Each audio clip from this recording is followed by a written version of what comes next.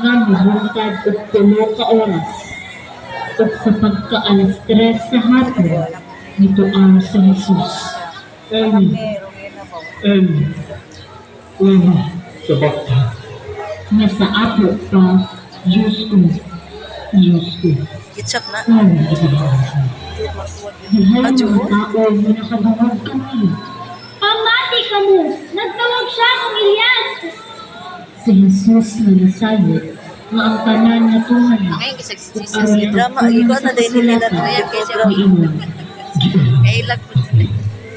Dito may usa ka panaksan nga puno sa suka ug gitunlog nila ang espongha sa suka ug gibutang sa usa ka sanga sa isopo ug giisa nila kini ngadto sa iyang bakba. Ulatsa! Tanawon ka kuno, kung munaog ba si Elias, aron pagkuha kaniya, gikan sa krus. Human makatulaw si Jesus sa suka, niingon siya. Natapos na. Nga niduko siya ug namatay.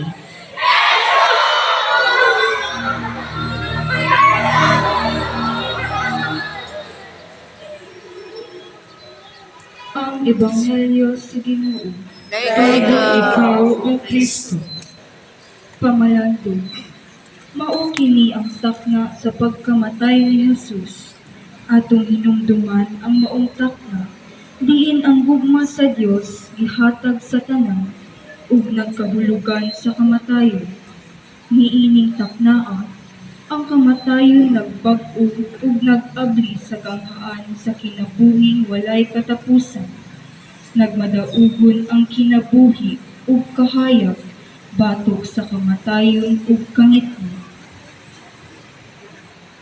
Mag-ampo kita, mahigugmaong amahan, kini mao ang takna sa kamatayon ni Jesus.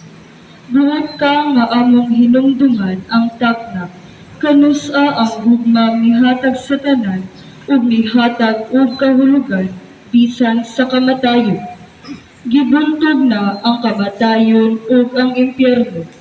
Ang sala sa kalibutan giwagtang na.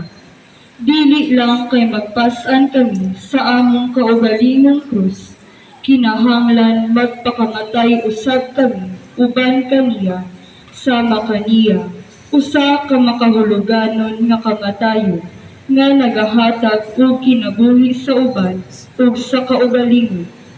Kinahanglan magpakamatay kami sa among kaugalingon, sa among garbo ug kahako, aron mosibol dinhi kanamo ang bag-ong kinabuhi diha sa kamatuoran, kagawasan, kaangayan ug kalinaw.